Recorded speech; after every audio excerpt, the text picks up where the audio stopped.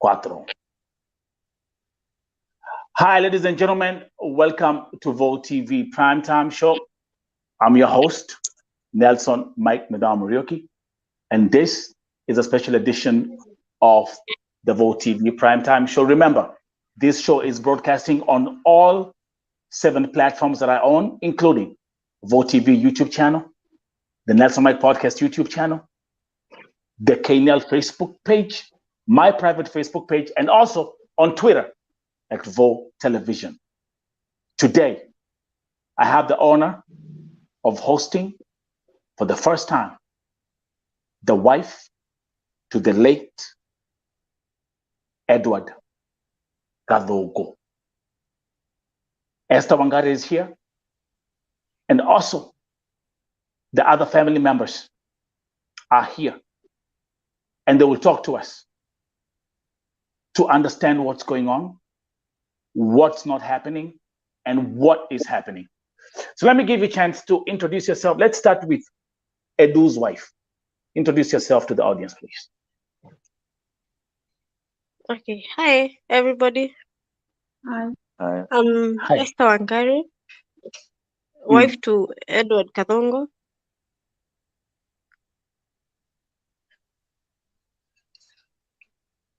And A where mother are of you? 2 Where? boys. Yeah, go ahead. Mother of 2 boys. 27 years. Almost 28 now. It's not 27.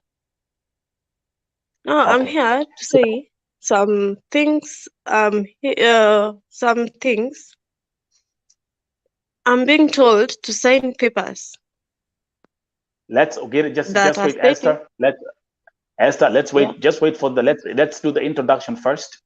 So that's Esther Wangari, Okay. mother to 2 boys. So Edward has left 2 boys. Let's see who is in the middle. All the way in Georgia. More family members Hi. of the late Edward GATHUNGU. Who's talking? No, that Sorry? one is talking. Oh, that is the sister, though. First, let's her say, then I'll introduce the mother. Go ahead, Okay. Lady. Go ahead, Lily. Introduce yourself. I'm Lillian Wanjiro, and I'm her elder sister. I'm the second born in our family. She's our third born. Yes, and the auntie to the 2 boys. Yeah. Okay. Thank you very much. Welcome. So you are both in Kenya. Now let's look at the other family members right here in the middle. Here in the USA, Georgia. Introduce yourself. My name's Kim Jerry. Most of the people knows me as Kim Jerry. I'm from Atlanta, Georgia. Lily and Wangari are my cousins, and we happened to travel with the mother 3 days ago when these things were happening, and we didn't even know how severe it was. But we are here in Atlanta, and we decided to join this conversation today. And I will let my auntie introduce herself so that you can know who she is. We all actually hail from a place called called Kebiko, Idanga Village. Okay. Near Wangige. I would let my auntie also to take one thing or two. Okay. Auntie, welcome to the show. Introduce yourself. Okay. Hi, everybody. I'm Mary Wamboi Wakahio. I'm currently visiting Kim here in Atlanta, Georgia. As he said, we came here 3 days ago. When we left, it was on 12th, and it was told GATHUNGU is critically ill and in ICU in Saudi Arabia. So we left when he was not yet gone. But on landing in Atlanta, the following day we heard that he has been removed from machine. So we are not whatever is making me stranded is, was he removed from machine? And other things that are happening, they are very confusing to me. So I came here to know exactly what's happening. Okay, thank you very much. The story of Edward GATHUNGU has captured the attention of millions of folks on all social media platforms. and there's been an outcry because another Kenyan has died in Saudi Arabia. Let's start with the wife, Esther Wangari. Esther Wangari, tuambie, hata hapa by the way mnaweza ongea Kiswahili. Hapa tukikuja hapa tunaongea Kiswahili, tunaongea kila kitu, mikorogo yote tunaongea. Nataka Esther utuambie. Let's start with when Edward alitoka Kenya when kwenda Saudi Arabia. Last year October 26. Last year October. Yes. Okay. Alafu na umesema mko na watoto wawili. Yeah. When Edu left for Saudi Arabia, what was the motivation for him to go? Nini lisema Edu alamka akasema I have to go to Saudi Arabia. What really inspired Edu kwenda Saudi Arabia? Let's start from there. Okay. Watoto wake wakae maisha mzuri. Yeah, advance to lifestyle kidogo. Okay. Na alikuwa anafanya kazi gani alipoenda Saudi Arabia? Ni kazi gani ilimpeleka huko? Yeah, okay. Yeah, hotel. So alikuwa chef. Yeah. So he was a chef. So yes. Actually, again, remember, ladies and gentlemen, this is the issue, the story of our brother, Edward Gathungu. We are here. I'm here with the family, the wife, Esther Wangari, and the other family members here who are right here in the USA, Kim, and the other auntie. Let's start with what is not clear. Esther Wangari, the floor is yours. Take your time. Tuambie, what is not clear to you as the wife to Edward Gathungu? What is not clear to me is why I'm being forced to sign papers of his organ removal. Yes. I was being pressured by the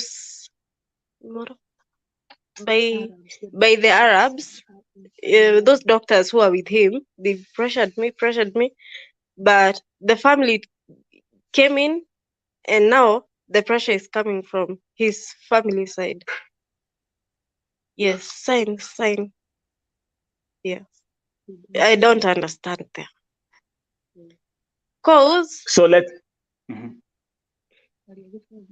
sielewi juu ni mama yake na uncles zake.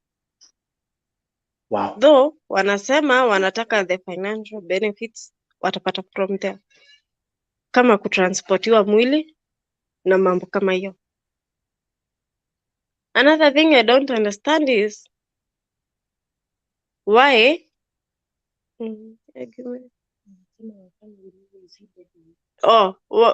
whether ako alive or not.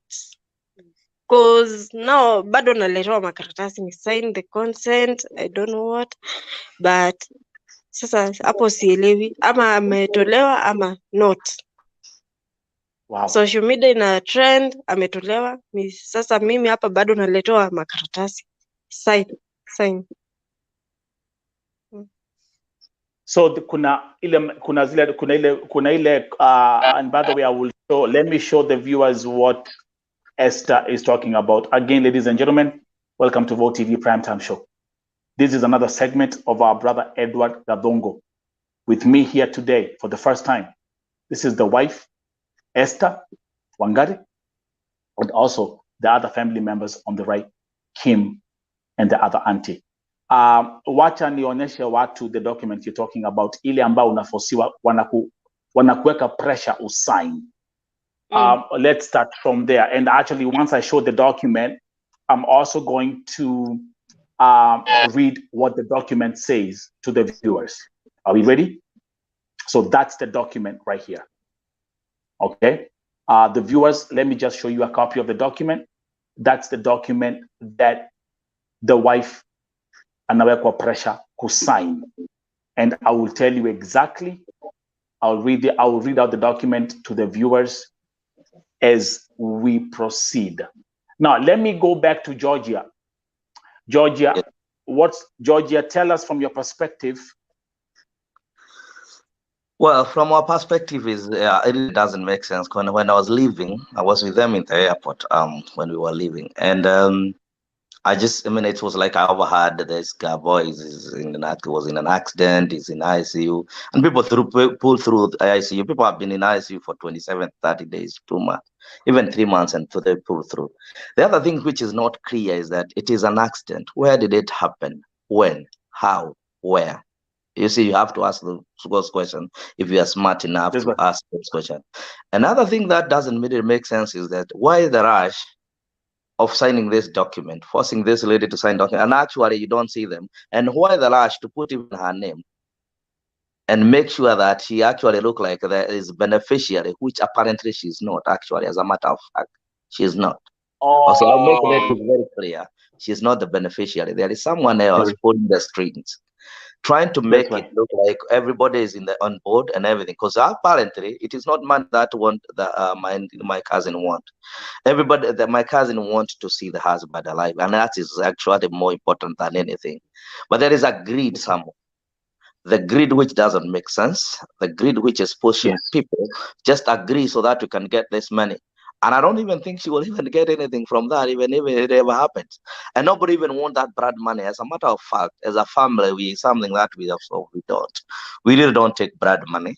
It's actually a curse to us, actually. As an elder in the family, also we stand for whatever is right, and we stand for whatever means that makes the things right. I normally don't comment on these things. I try to keep away from some struggles of other family, but this came to me and came to my door, and we are looking at it on a different angle. Why force this lady this way? And actually, as a matter of fact, she might not even tell you the truth very well. She might not know how to say it. Is that if there are some papers they don't show to her, when she's refused to sign, they don't show to her the papers. They keep on hiding them one here and there. And actually, on another day, there was someone who claimed to the father of this boy, who apparently I came to realize the father to Edu is dead. As a matter of fact, there is someone who is trying to pull the string. There is even the lawyer. You see that affidavit, that if you look at that concept, is written by an advocate. An advocate, which I'm sure Wangari, you have never seen that advocate. You don't even know who it is, right? Wangari, have you seen the lawyer? No. No, she doesn't know who the lawyer is. So it's something behind the curtain through someone who thinks it's smarter, because this is a young kid. As a matter of fact, you can see that. And us as a family, we're like, why the rush? Why would you not wait? And also, why nobody can be allowed to go see Edu in the hospital? Go see and confirm his death. And we have a conversation as a family. Well, we can donate this. We don't need any monetary to help someone else. But this is like a sale of someone's organs, and you're like, okay, we'll give you this and this. It's the enticing, you know. It's like you ni kama unajua vile kuku uliziwa maharagwe mahindi kura hii. Yeah. Then I give you, but someone's son is dead and someone's father, and you see there is two boys who probably and someone's husband. Yes, and two boys. And Wangari is right here in the middle, caught up in everything, doesn't know what's going on. Now, before I actually get into reading the document, Wangari, ulipopokea simu, what did they say happened to Edu? Okay, they said it was a car accident and he's in brain death. Then, like 1 week ago. Now, and the family is trying to convince me that he passed on date 5, on date 5. Now, here is the thing. They keep on, okay, the doctors kept on insisting and pressurizing that sign those documents so that we can have the organs and cater for the transportation of the body. And that is what the family is telling me they bought, that the body will be here safely and they will cater for the burial. Yes. Have they mentioned before, again, and I will read the document, and I have your family in Georgia and you and your sister. Have they mentioned, well, when I was having when I was having a communication with Kim, there was a mention of approximately 50,000 riyals, which is like approximately 1.2 million shillings, which is being looked at as a financial settlement for signing this document and having these organs donated. About that, I can't tell for sure because they are hiding everything from me. Yeah, they're hiding, like the mother and the uncles, they are keeping everything away from me.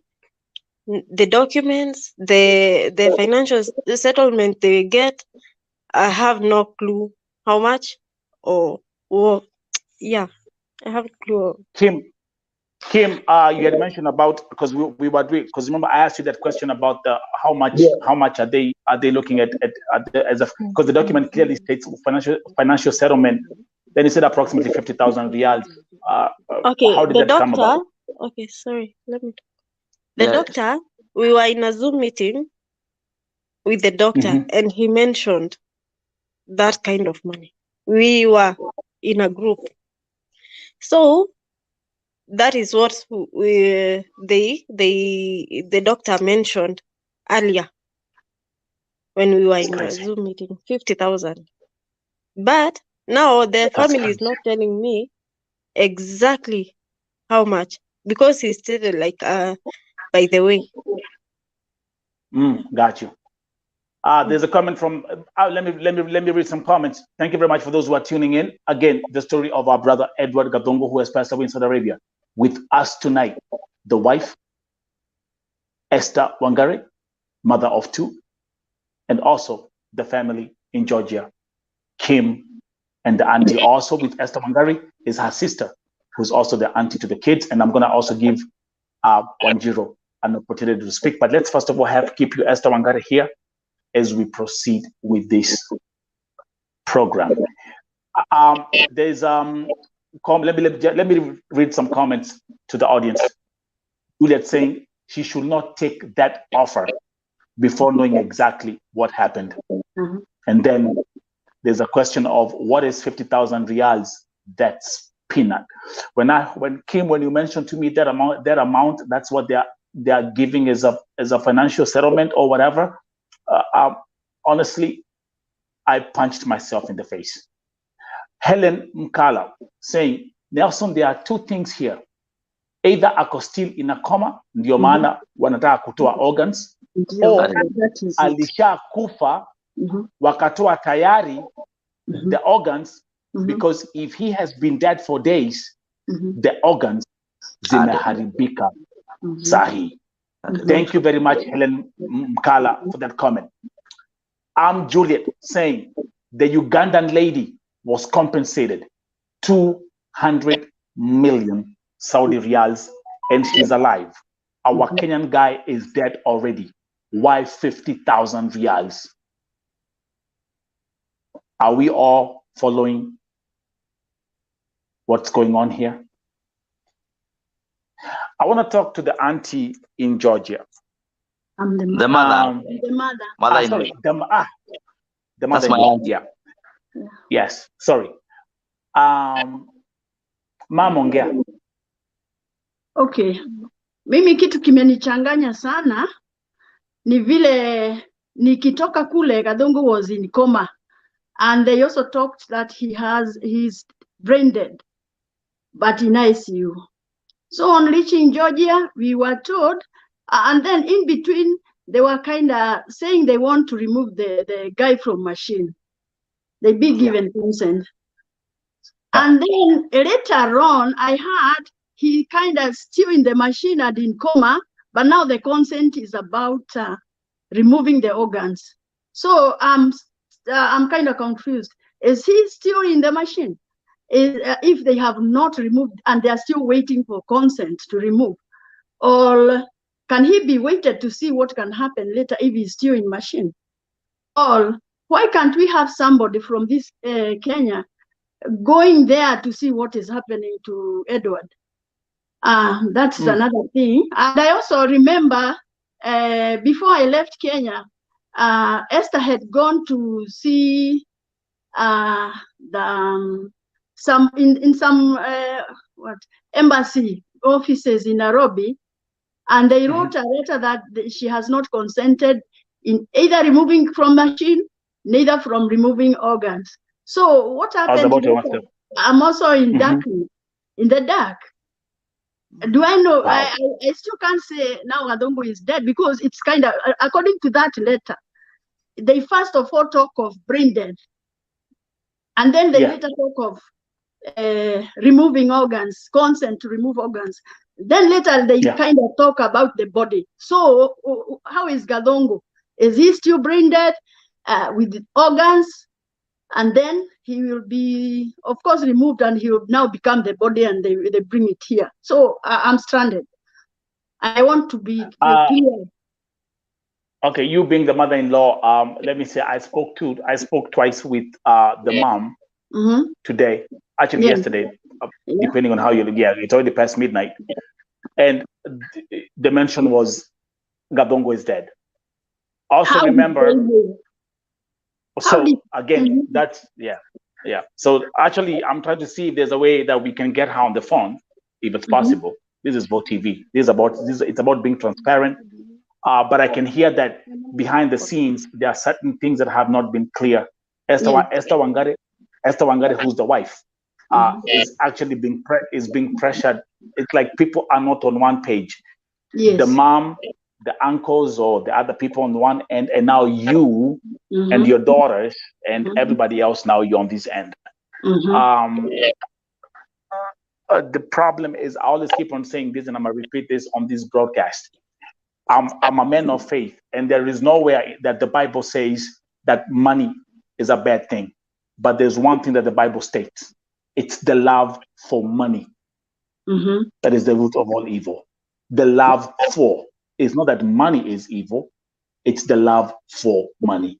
And maybe someone, when they are being told, you don't know what they're being told, when they hear these numbers being thrown around. I mean, someone putting a price tag of 1.2 million shillings on a human body is literally out of his own guts.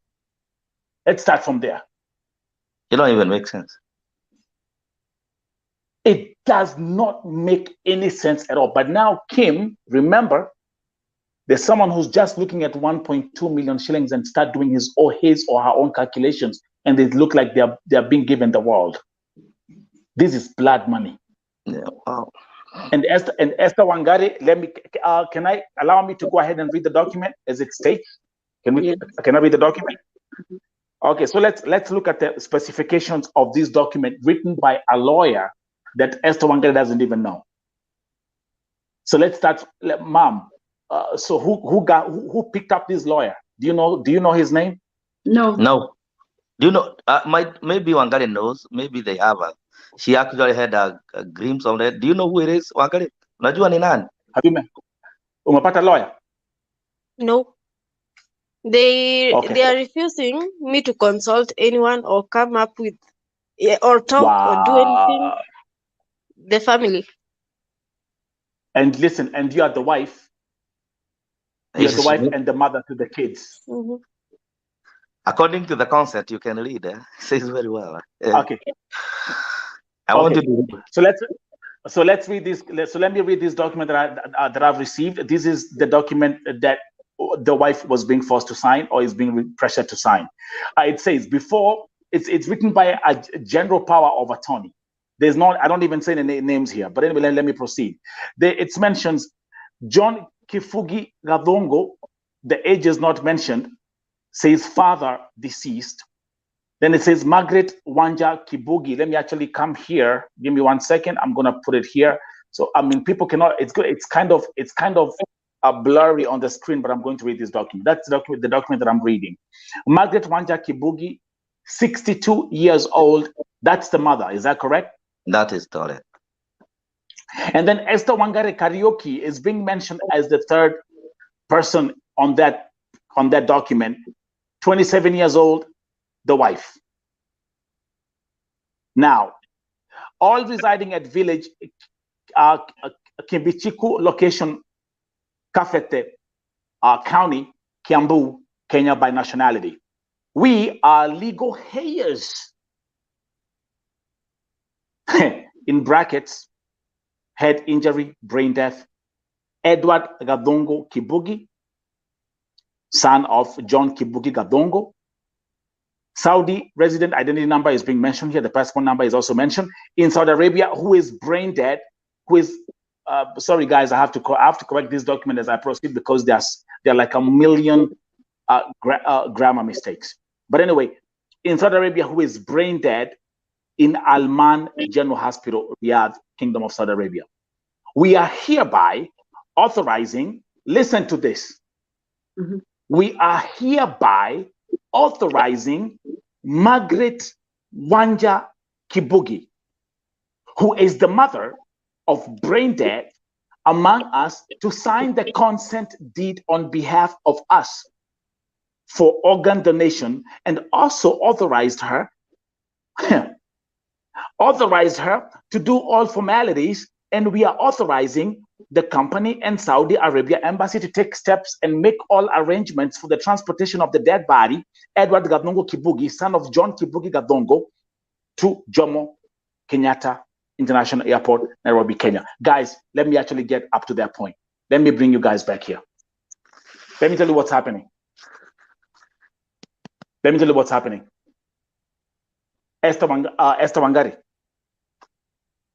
you as the wife and the mother to the kids,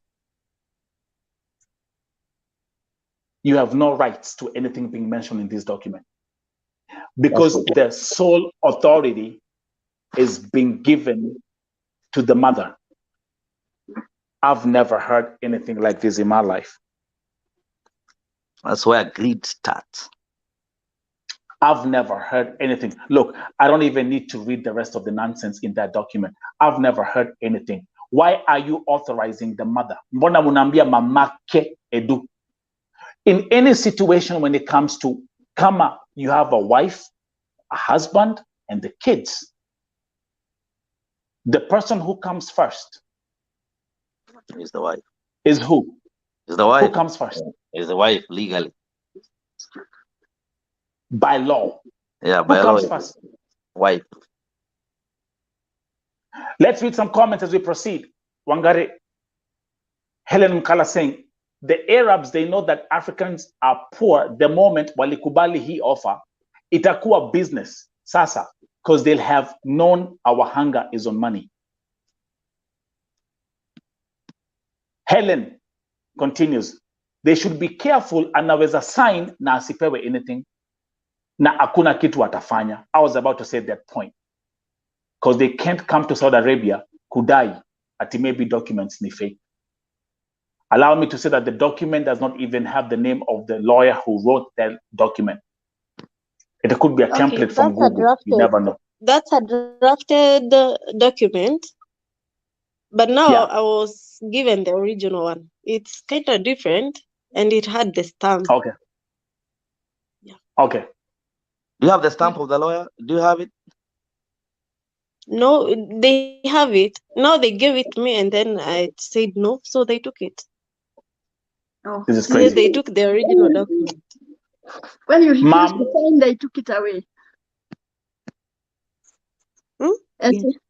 When they gave you to sign consent to remove organs, you said no, and then they took it away from you. So whom did you get it from? Who was holding it? Who was giving it to you? His uncle. Okay. Wow. Yes. So now there you go. You see, I mean, I've seen these kind of scenarios come to play. The uncle, the this. The uncle who were told to give that work to, and I should not make any step, that I leave it to him. Me and the family, we were told in generally, you leave every work to him, to the uncle. Everything he will handle. And then the funny thing here, they put your name without your consent again. Did you say they write your name in that document? No, I even didn't know they were writing such a thing. Okay, they are writing and then giving it to me to sign. Okay, they write your name and tell you to sign that They have not consulted you. This is crazy. Again, ladies and gentlemen, welcome to Vote TV Primetime Show. This is a special edition. The story of Edward GATHUNGU.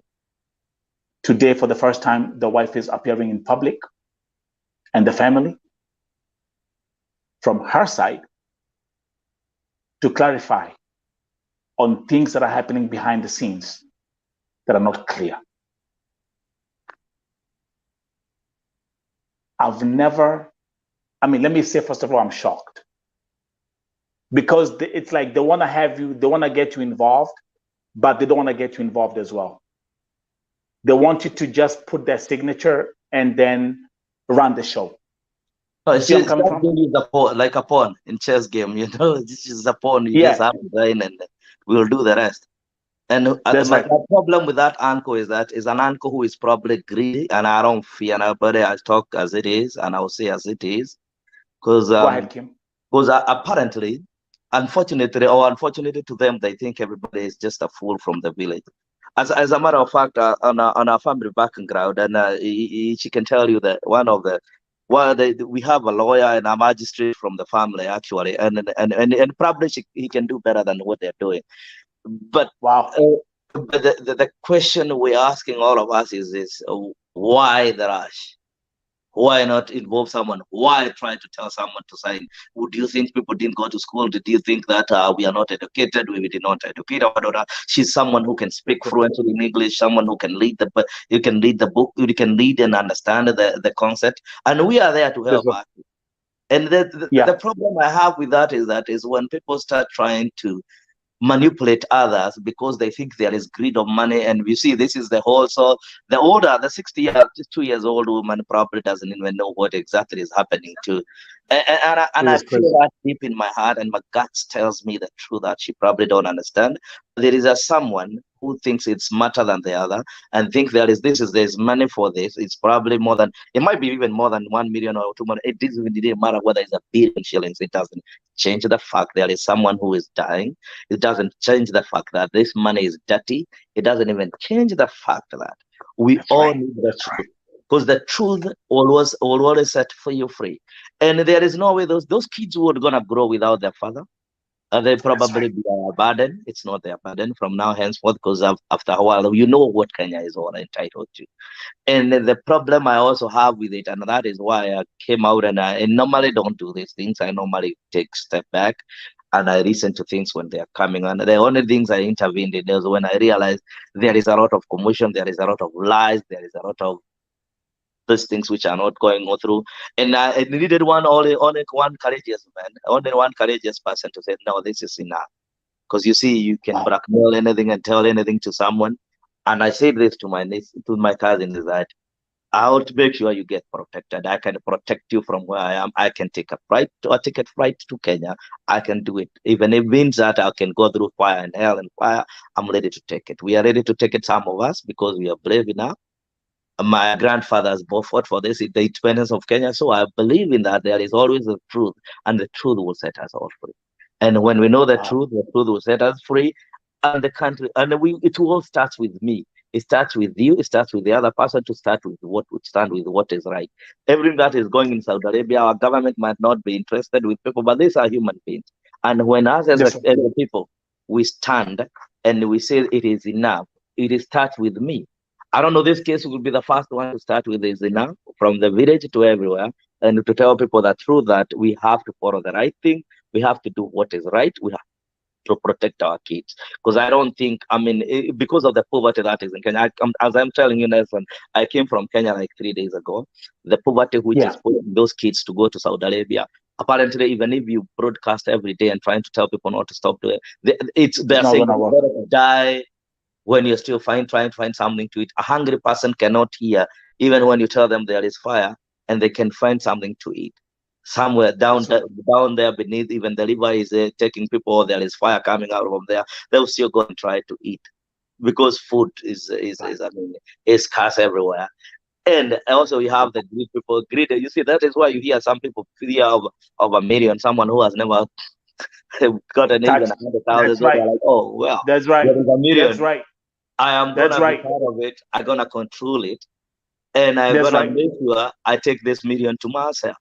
I don't even think That's they're right. considering about the kids. They're considering. Because if something that is gonna, well, some of us don't like blood money, and we don't even entertain it.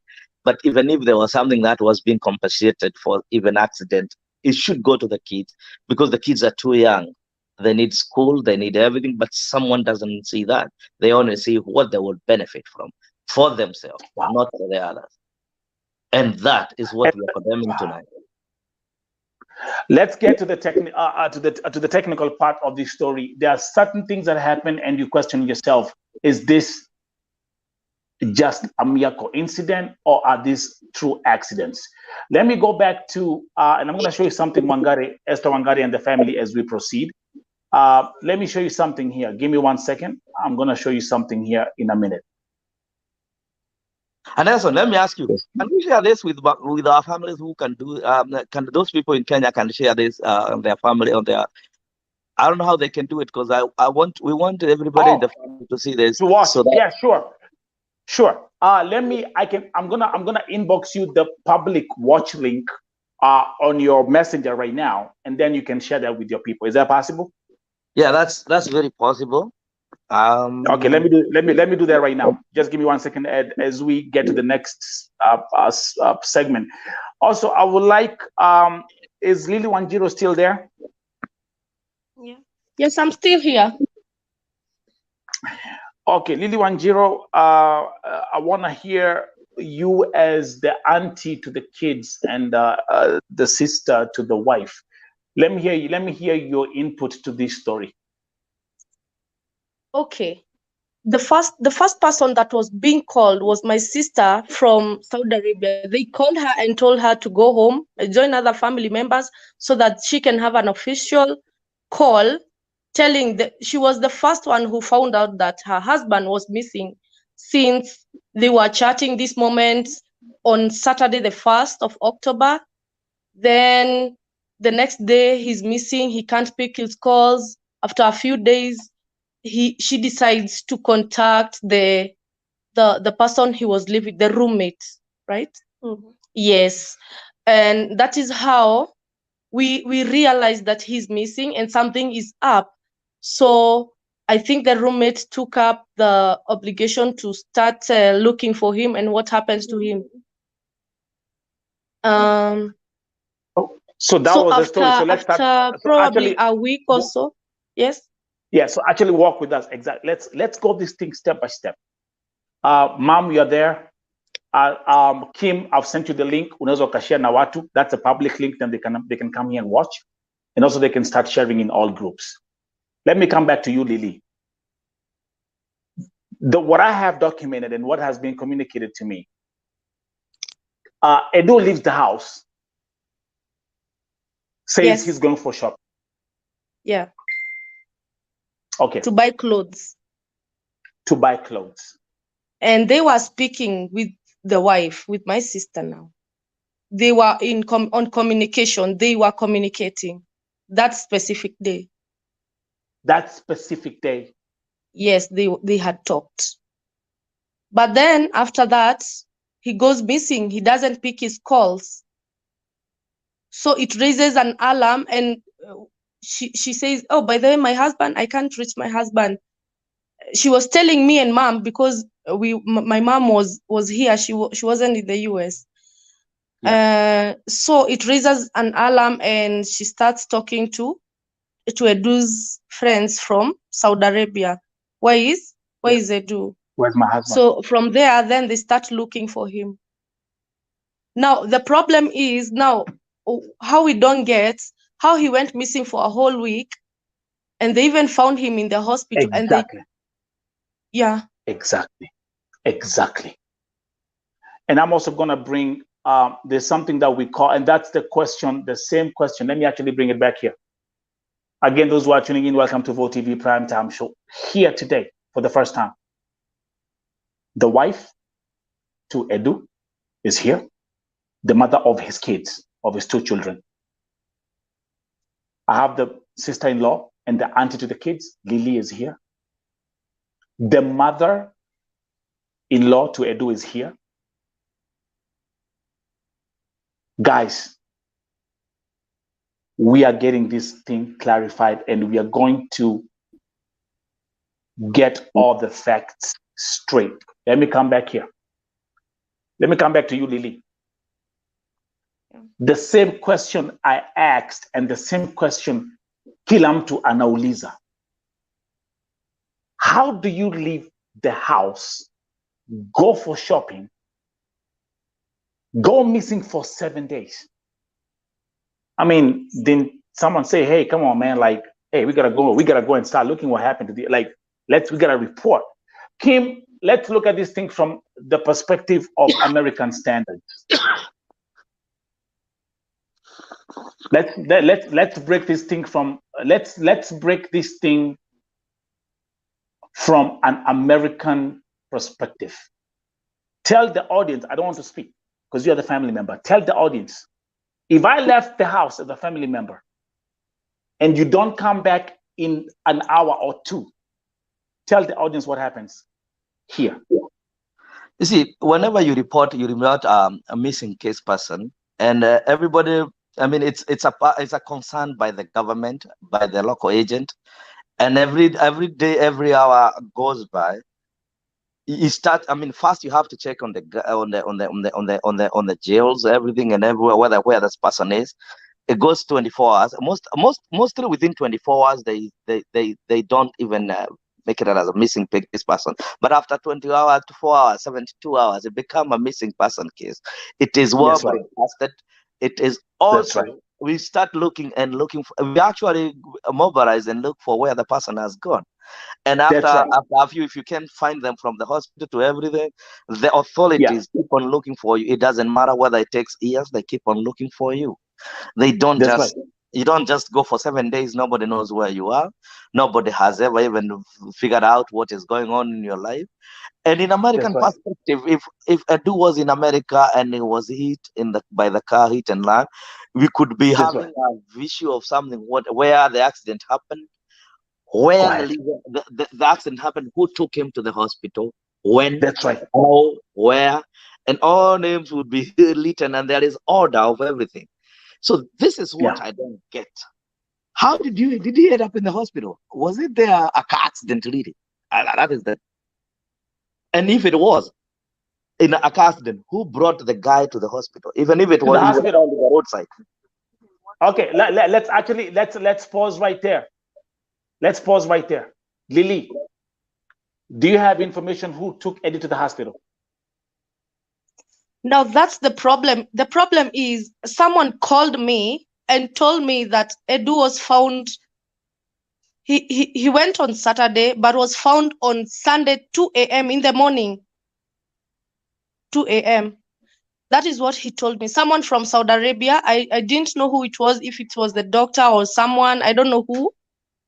He said that he was found on the highway, hit by a car. And I don't know how he was found. Maybe a good Samaritan or someone took his cards and maybe called an ambulance on him. We do not know that for sure.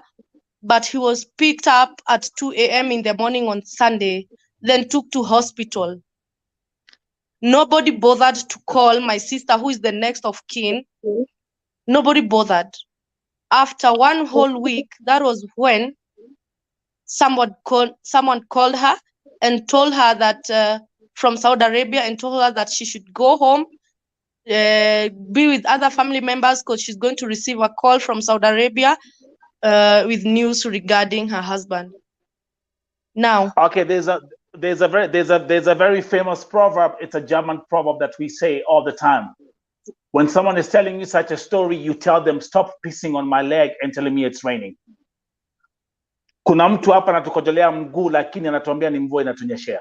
Let's break this thing. Let's break this thing like people who have brains and people who have sanity. Yeah. How does someone leave the house at Amanda shopping, alafu ends up on the highway dead.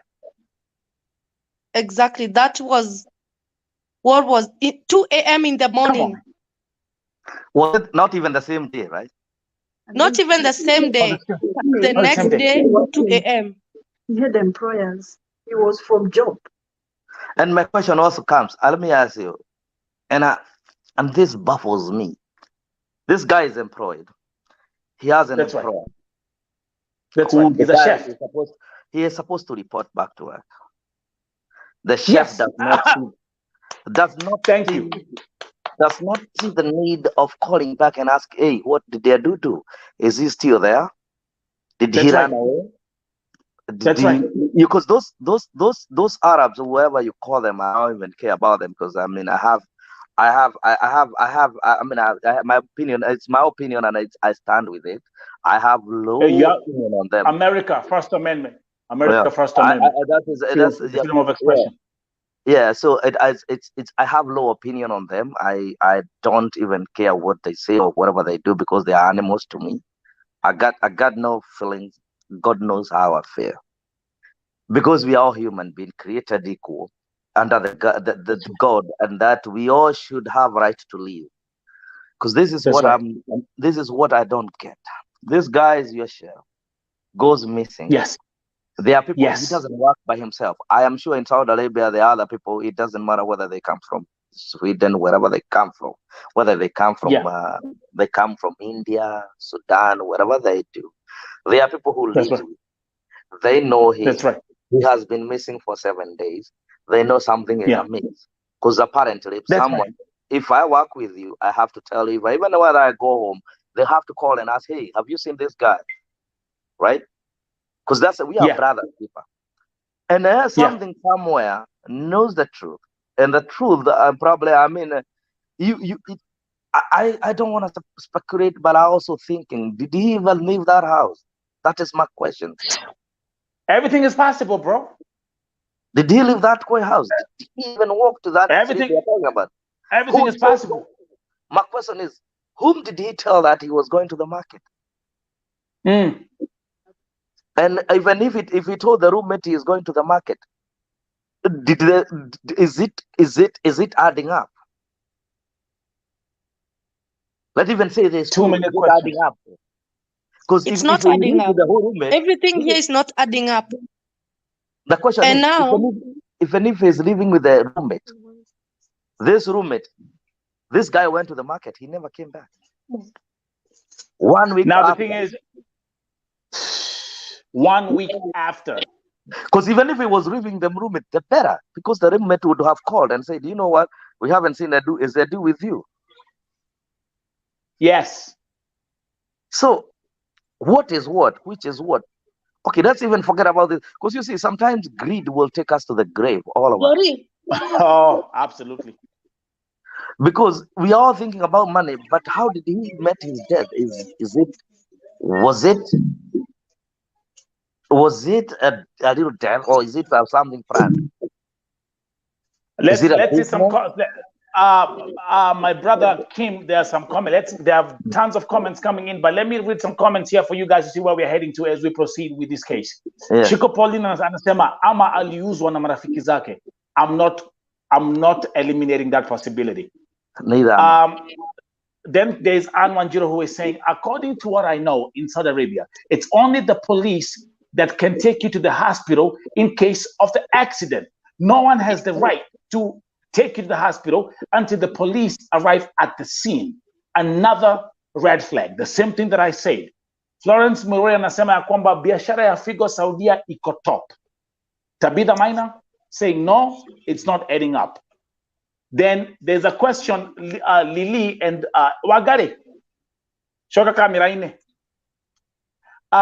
Is the roommate a Kenyan? There's that question. Jen Kamau saying, is the roommate a Kenyan? That's the question being asked. And then there is Jen Kamau saying anything is possible where money is involved. Now, let's look at these two cases. 2 days ago, I hosted the father of yet another Kenyan by the name of Simon Chege, all the way from Nyandarua County. Simon Chege amefanya kazi Saudi ya miezi mbili, and guess what? The family woke up one day and they were told mtoto wao amekufa. And what was the cause of his death? Ati aligongwa na lori kwa highway. Now let's go back here. The Edward Gathungu story is the same thing. Highway accident. Highway accident. Lily, back to you. Talk to us. Now, still on that, on him missing for a whole week, my question was, why did the employer talk to someone, the roommate? And actually, I think he lives in the same, his roommate works together with him. They work in the same, I think, I'm not sure if it's the same department or not, but they work at Four Seasons Kingdom Center in Arabia together. He did not mention anything to my sister until my sister started looking for him to ask where her husband was. I think he went ahead and talked to the sponsor in Saudi Arabia, who I don't know how, I think he's the one who took him to he knew he was in the hospital because he was alliancing with the doctor who kept telling my sister to accept Edward to give away his organs.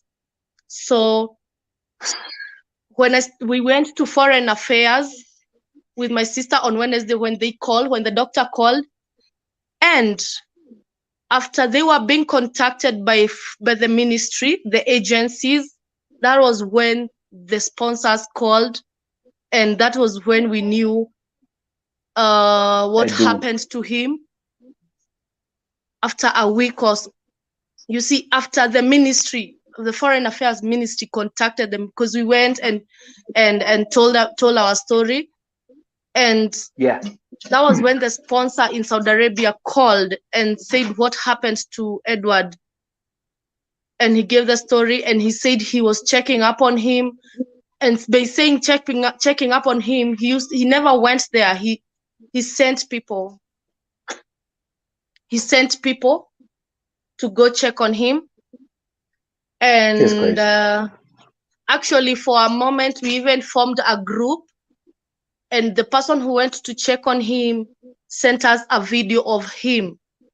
His heart is beating, or was beating at that moment.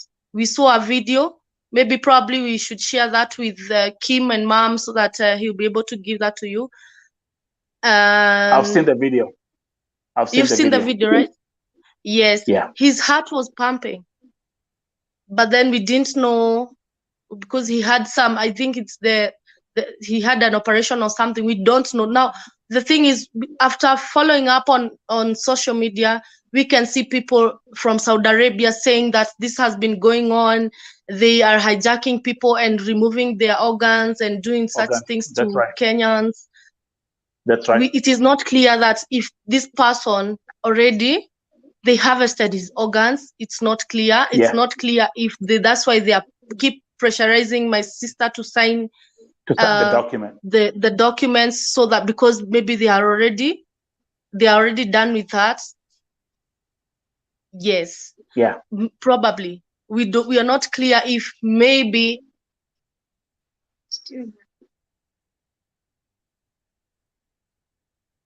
You know, Kim, I think as we wait, her connection is bad, but she'll be back. You know, Mom. Yes. You as when your mom, when mama can do, you are the mother-in-law. You are the mom. Mom to Esther. Yeah, hata Edu. Ni mtoto wako? Edu ni mtoto wako. Yes, ndio. He's my son-in-law. Yeah, the son-in-law. Yeah. Tukisikia hizi mambo zote, when we hear all this, listen, we are seeing red flags everywhere. Like when I look at Edu's story, we are seeing red flags all over the place. Kim is here. Listen, the public court is here. Let me read this comment from Teresa. This case doesn't add up. Number one, I believe Edu had roommates, if not flatmates. Why didn't they report when they noticed that he was missing? Number two, the company that education worked for should be investigated. The same thing like Kim is asking, how do you miss work? And this guy wasn't just working for a random company. He was working for the Four Seasons. He was a chef. You know what a chef does? A chef cooks. If you miss for 10 minutes, if you show up on your shift, 10 minutes, they're looking for you all over the place. Yeah, to me, it doesn't make sense. Never will. I mean, now, everyone who's here is saying it doesn't add up. Na nakwambia, let them know. Let them know. This is Vote TV. And here at Vote TV, I don't operate from a perspective from using my physical strength.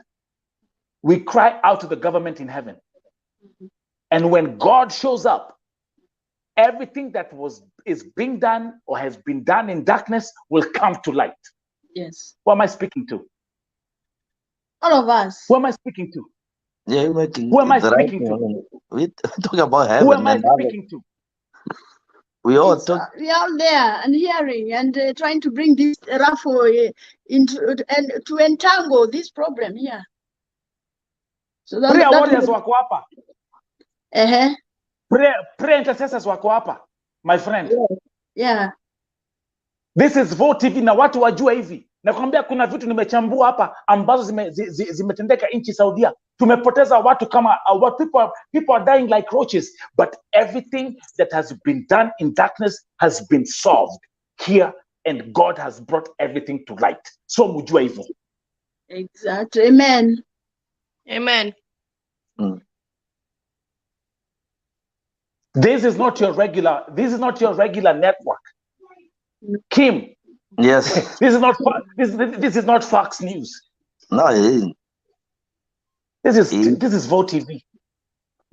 Nakwambia kuna watu watakaa hapa wapiga tukisema, when I say, I'm telling you, Lily, Mom, and Kim, and Esther, and the kids, we have fasted for families on this platform.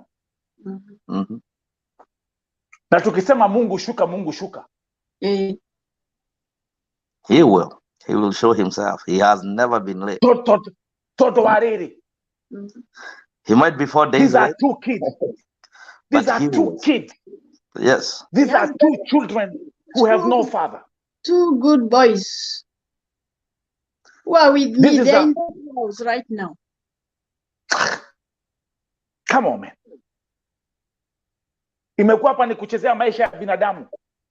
Oh, you can miss for 7 days. Oh, we don't care. You can. Lily, let me ask you a question. If I came to your house wait. If I came to your house, let's say you hosted me for like 3 days, right? I come to your house for a visit, right? And then I go missing. Would you let the sun go down if I went missing in your house? Would you let the sun go down? Talk about 7 days. And before as we proceed, let me tell all the prayer warriors at Vote TV and all the intercessors, twende kwa magoti. Amen. It's time to cry out to God right now. Esther Wangari, come back on the camera because you are the wife. Thank you very much. Thank you very much. Thank you very much. Again, to all the viewers, welcome to Vote TV Primetime Show. This is a special segment for Edward GATHUNGU. With me tonight is the family. Bibi yake ndio yuko hapo. Esther Wangari yuko hapo. 2 kids that have been left. The mother-in-law ndio yuko hapo. And Kim is here. Hii ni familia. Hii ati tulisikia tuliambiwa. The family is here. Because everything that we do here at Vote TV, we do it in the light, not in darkness. Tuhamwe. Yeah, more. Wangari, talk. Let's come back to you and talk about this issue. Mhm. So the last time uliongea na Edu ni alipokuwa akitoka kwa nyumba akisema I'm going for shopping. Was that the last time you spoke to Edu? No, as for me, tulikuwa tu tuna chat and then akahang up. Okay, good job. All of a sudden akahang up. Yeah. Okay. Then Got I was like, okay, maybe I may get busy or something. So later, like the next day after his phone was off, like I was trying to contact him, to call him, but sikumpata. Ndo sasa on Sunday nika realize the phone was off.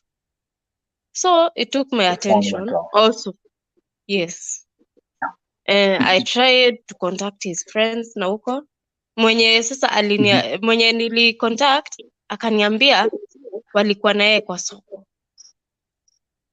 And then akamwacha kwa soko after a small disagreement, akamwacha kwa soko. From there, a small disagreement. Yeah. For what? You see, there's some stuff that is Kim. Yeah. Mom, there's so much. Small disagreement of what? Small disagreement of what? Do you know what that means? No, clear. Haikuangi clear. It means so we have all these questions. We have so many questions to ask. Beat him up. Do you know Kim and Mom and those who are watching? And I'm glad, Wangari, you've mentioned that part. Because you see, remember, nimesema hapa nikisema Mungu shuka. Na hata ikiwezekana akuje mpaka na Nyahunyu. Tunyoroshe.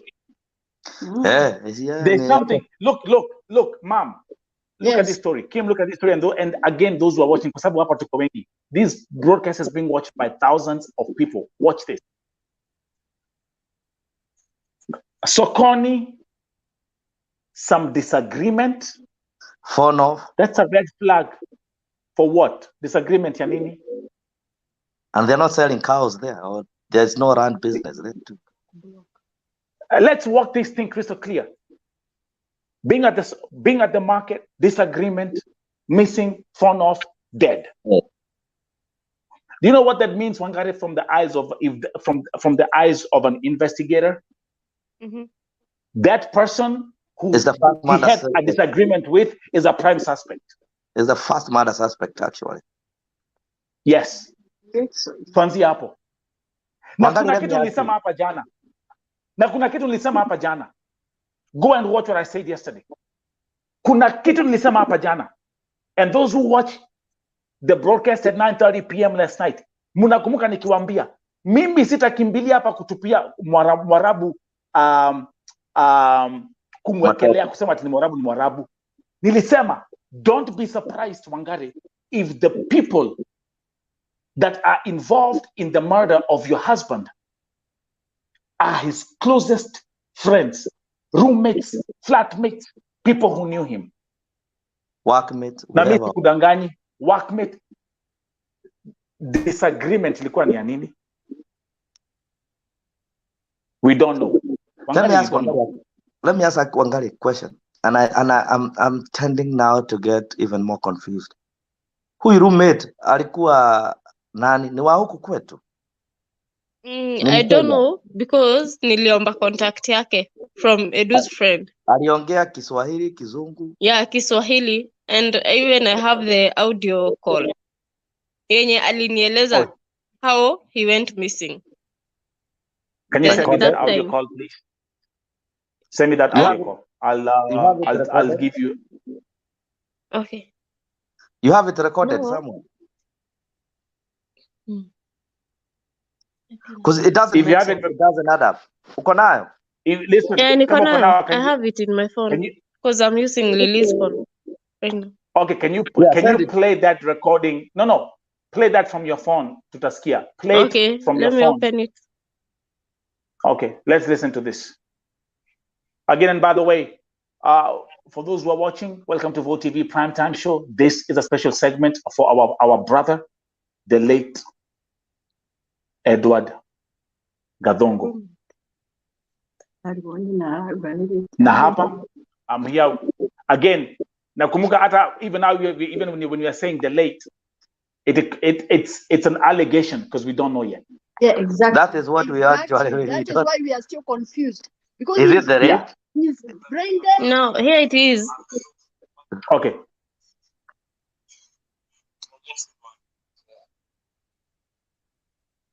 Atuski. Hebu weka volume.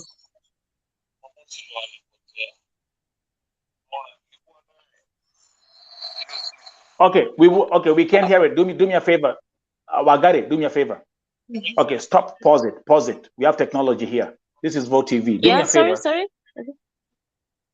Stop. We can't hear it properly. Do me a favor, tafadhali. Angalia kwa screen. Look on this. That's the Vote TV WhatsApp number.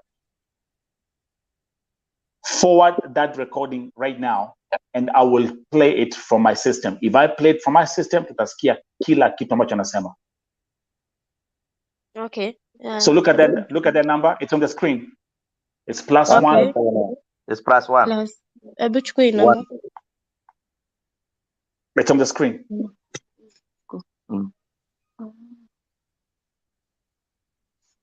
Okay, you see it, Lily? Can you see it? It's +1 571 361 3104.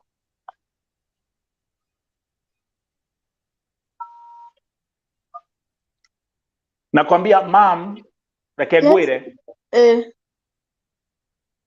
nidakira mutigathangae no turikie show no muthi tukirikia haha akorwa tuonetie uhoro uyu wothe Etagwo Ngai.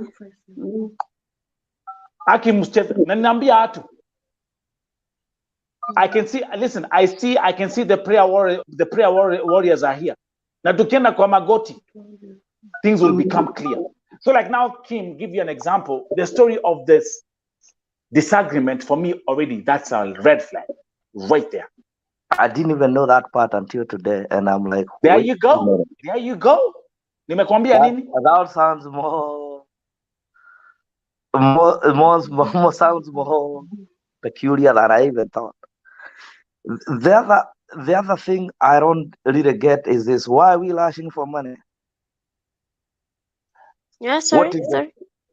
What is the lash for money? What is more important? Is it a dead body or a living person? Even the Bible says it's better to have a living dog than a dead lion. It's crazy. What is it that makes people feel that money is more important than all these things? Because if you never know the truth, and we will keep on losing other people. This might be the end of the death of our people in Saudi Arabia. Men now used to be women, now is men. And now look at it. Now, the young age of 28, 29, 30, men with a good health. Yeah. Why? How? Wait a minute. Healthy. Are they walking in the middle of the highway? How? I mean, I don't know the Saudi Arabia highway. Because I know even if I were to talk about Atlanta, Georgia, you cannot walk on a freeway, on a highway. Yes. But you can't even close the highway with your because apparently this guy is going to the market, and I don't think he goes to the market in the middle of the highway. Again, guys, let's come back to this thing.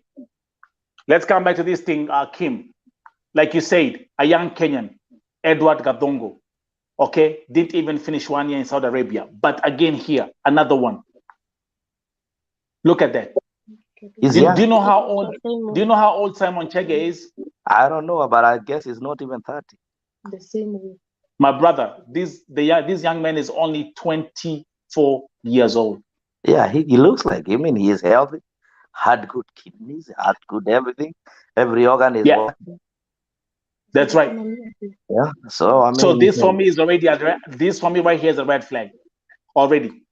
Everything I'm hearing is a red flag. Now let me tell you something. If, for example, we had let's come back here. If someone said, okay, Edward GATHUNGU has died because he got sick, something happened, whatever, okay?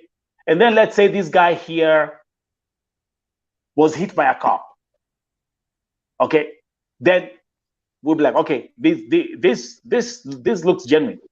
But how do we have two Kenyans, young, with the same story of being hit on the highway? This again for me is another red flag. This let's go back to Edward GATHUNGU kwenda sokoni, disagreement, thrown off, 7 days missing. No one is asking questions, not even his own employer. Then the next thing, pressure, the wife assigned contract za kudonate organs. It's too much going on here. This is a mess. It doesn't add up. Kim, in sewage. Yeah, and it's leaking. These are leaking sewage, and we need everything cleaned up. Wagarena Madomira. Yeah, we have tunatuma. We've sent it to mom. So mom, you can just look at it on your phone. Ametumia mom. Mom, look at your phone. Yeah. Yes, ameweka kwa simu ya mom. Anasema hivyo. Iko hapa. Unasikia? Yeah, but no, it's not gonna be loud enough. Let me share it with you. Okay. But send it to my WhatsApp.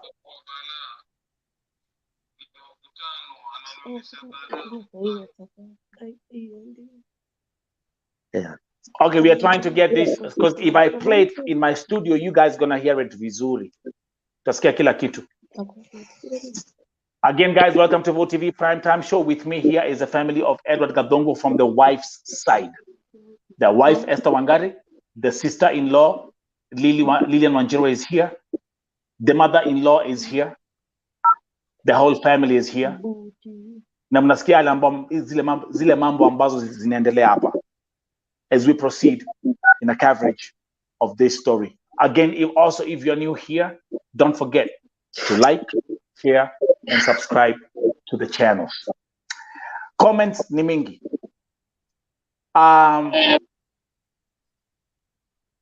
Kuna comment ya Jane Nduta ambaye anasema, fellow Kenyans, kuna maombi Apostle Kimani ana plan kupanga about Kenyans in diaspora. Tujiunge pamoja, only prayers will help us or will save us.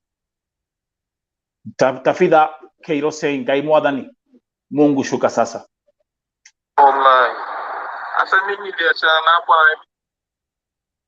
Okay, yeah, play it. Okay, forward it, please. I'm trying to on my WhatsApp. On my WhatsApp, yeah, I'm right? trying to do it. Yeah, because I gotta. Okay, cool.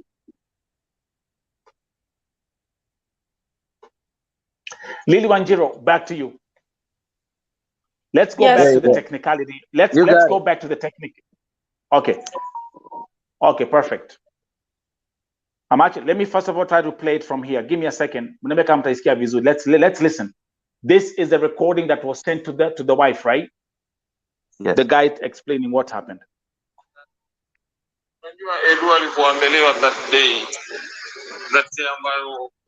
Guys, the first 2 milliseconds. Listen to this. Me sijasikia.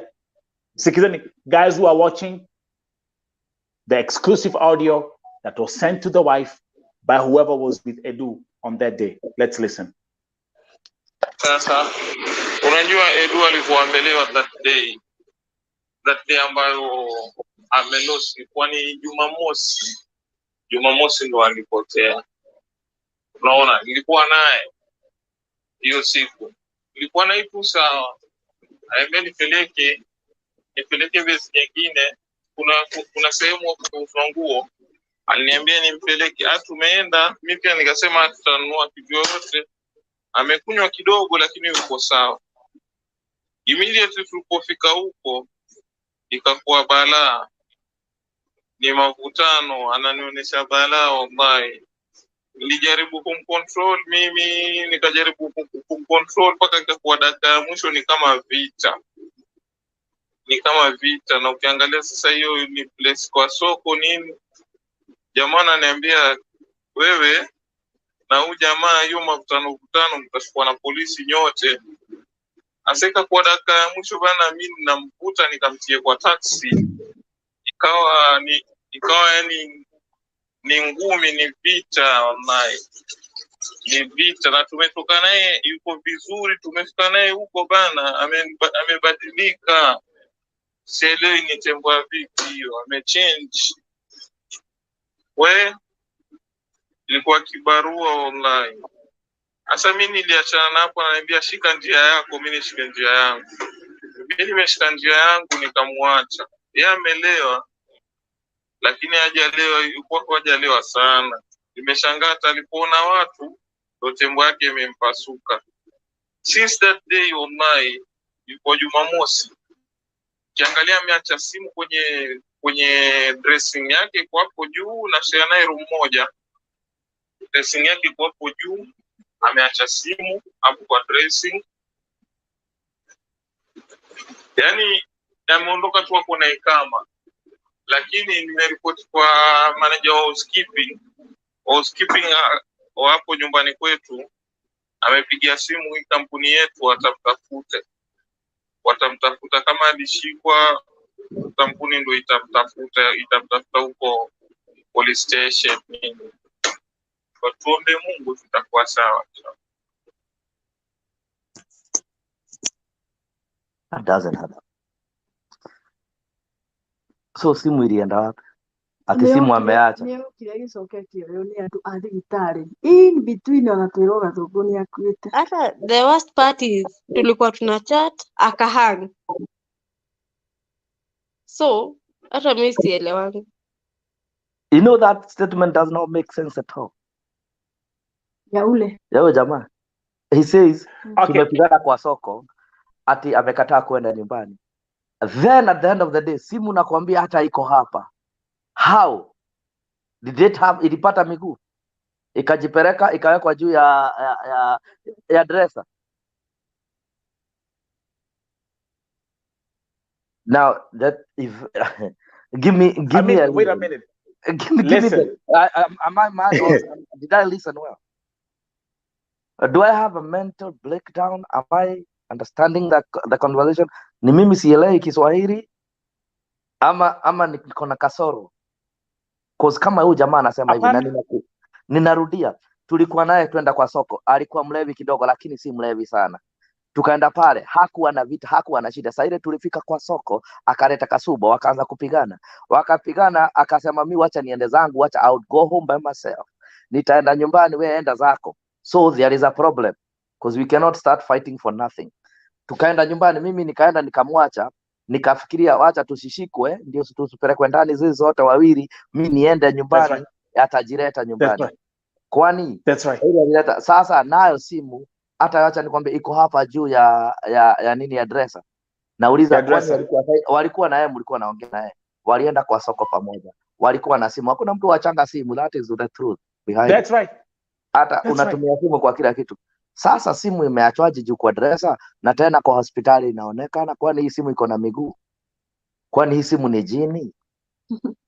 Okay, mimi nilipodishwa kwa shule kama sina sinashindwa, kwani niko na kasoro ya kusikiza? Either it might be either I'm not mentally sound, or there is something that doesn't add up. You went with someone, mmepigana kwa soko, mko na kila kitu, mko na phone zetu, mko na kila kitu. Mumesema mmepigana, mnaogopa askari. Kweli soko mnaonekana mkipigana na kila mtu, si ni ukweli? Hawapigani kwa nyumba, wanapigana kwa soko. Mchana na huyu jamaa anasema kweli ni mlevi, si shida kukunywa, hata si shida, hata kama si dhambi, hata muita dhambi. What people drink and leave, so it's not a death sentence. Mwende na mtu mpigane kwa soko, mmekosana. Kwa hivyo kuna kasoro, nyote mna kasuba, mna kasoro, kuna vita mko nayo. Hatuwezi toka na wewe hapa Nelson, tuende na wewe kwa soko tufike. Kuna vitu nilikuwa kununua, unless ulikuwa na pesa zangu ukatae kunilipa, tukafanyia huko ama tuanze. There must be a reason. Na this guy is not, anasema si mlevi vile. Akatoka hapo mwenyewe, wakapigana, yeye akapanda taxi akarudi, akaogopa atakeshikwa na polisi, akaenda akaambia manager ati sijui nini. Why when we say ati walipigana, wacha tuombe Mungu atajulikana. Why didn't they call her? And the other thing is the most pressing question, the most annoying part that I had there ni kweli, na swali ninauliza, uko na simu umeiwekelea pahali? Yes. Umeiwekelea wapi? Let's actually, yes, Kim Wangari. Ulipokuwa when you are texting with Edu, he mentioned specifically ako sokoni ama anenda sokoni? No. Uliongea naye akiwa wapi? Haku mention ati anatoka or something. That is why the guy is convincing you that simu iko tu hapa juu. This is crazy. Now, actually, another thing I found that very intriguing. They go to the market with a taxi, so meaning he's not walking. That's right, man. I've already picked up all these things. Listen. If, for example, Kim and those who are watching, and Wangari and Lily and Mom, if kama safari ya kwenda sokoni ilikuwa lazima walitembea through the highway, now this will be a different story now.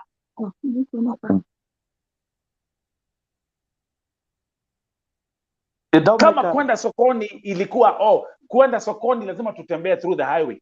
And by the way, in America we call that jaywalking. I don't think even in Saudi Arabia they walk. It's actually a little bit far.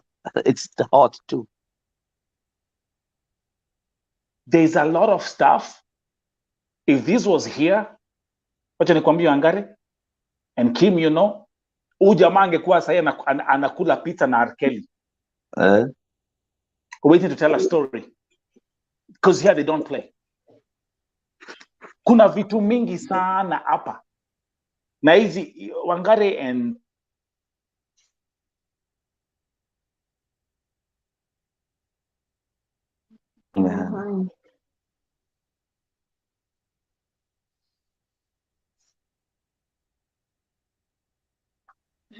Hello? Musio na wasiwasi.